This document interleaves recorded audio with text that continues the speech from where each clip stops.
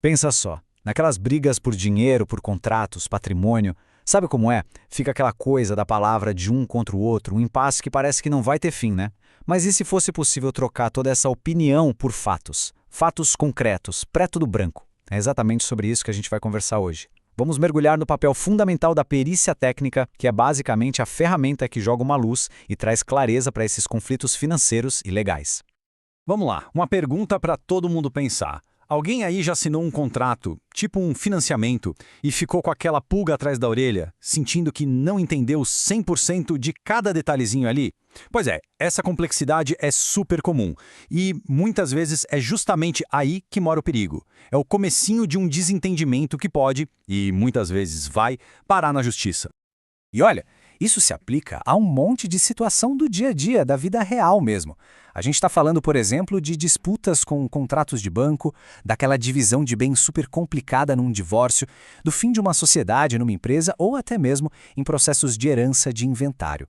Em todos esses casos, sem exceção, ter uma análise financeira objetiva, sem achismos, é simplesmente fundamental. Bom, e é isso que nos traz para o nosso primeiro ponto: os conflitos financeiros e legais. O que todos esses cenários que eu citei têm em comum é que, para resolver a parada de forma justa, muitas vezes não adianta só ter argumentos jurídicos, sabe? Precisa de algo a mais, precisa ir muito além das palavras. O X da questão é o seguinte: muitas disputas na justiça simplesmente empacam, ficam presas naquele ciclo de disse e não disse, sabe? Uma parte acusa, a outra nega. E aí, sem uma análise técnica dos fatos, baseada em números, em documentos, fica muito, mas muito difícil para o juiz tomar uma decisão que seja clara e, bem, justa, né? Bem fundamentada. E é exatamente aí, nesse ponto, que entra a solução. Vamos então para a nossa segunda parte, para entender o papel do perito judicial. É essa figura que aparece para preencher essa lacuna, para trazer a objetividade que estava faltando na conversa. Mas afinal, o que é um perito judicial? Pensa assim, é um especialista, um expert, com conhecimento técnico muito específico que é chamado pela justiça ou contratado por uma das partes. A função dele é como se fosse um tradutor dos fatos. Ele não está lá para dar opinião, para dizer quem está certo ou errado. O trabalho dele é apresentar uma análise imparcial, baseada única e exclusivamente em evidências técnicas.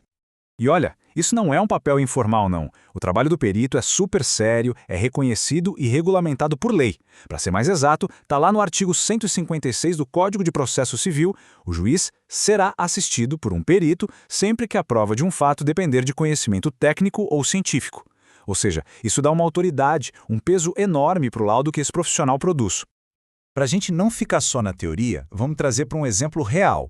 O Fernando Arias, por exemplo.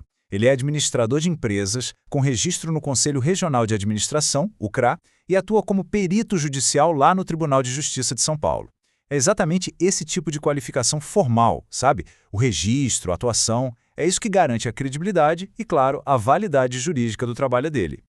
Ok, entendi. Mas como é que esse especialista pega aquele monte de dado complexo e transforma em algo claro, em algo que todo mundo entende? É isso que a gente vai ver agora na nossa terceira parte sobre laudos e cálculos técnicos.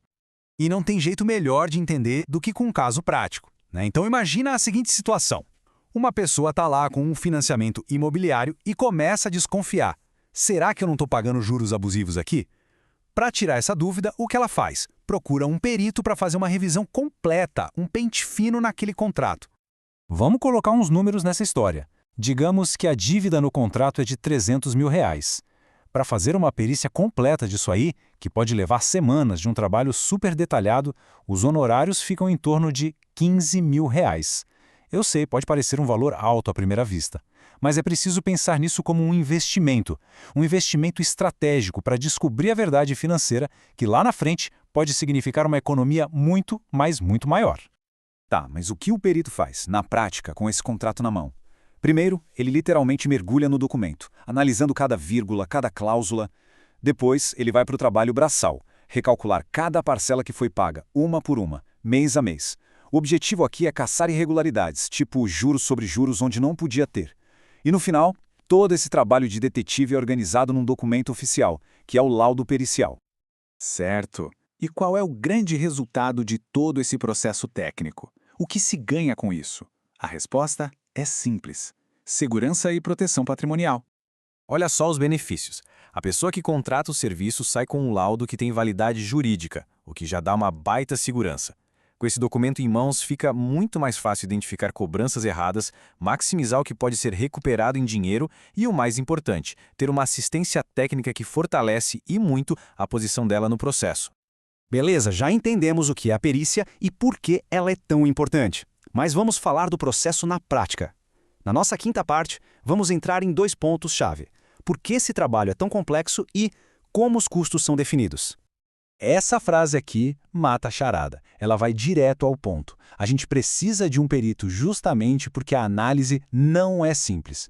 Pensa bem, se fosse uma continha de padaria, o próprio advogado já apresentaria, né? Não precisaria de um especialista só para isso. E por que não é simples? Porque a gente está falando de um volume gigante de documentos, de ter que fazer cálculos retroativos, voltando anos no tempo, de montar planilhas super detalhadas para comprovar cada centavo. E no final não é só jogar os números lá. Tudo tem que ser apresentado com uma base técnica muito sólida, que aguente o tranco de qualquer questionamento na justiça. E a questão do dinheiro, dos custos? Essa comparação aqui é excelente para entender. Do mesmo jeito que advogados têm a tabela da OAB e os engenheiros têm os parâmetros do CREA, os peritos em administração também têm uma guia, a tabela referencial do conselho deles, o CRA. Isso é ótimo porque traz uma previsibilidade e um profissionalismo na hora de definir o preço do serviço. E para ter total transparência, o valor de referência da hora técnica definido pelo CRA para 2026 é de R$ 513.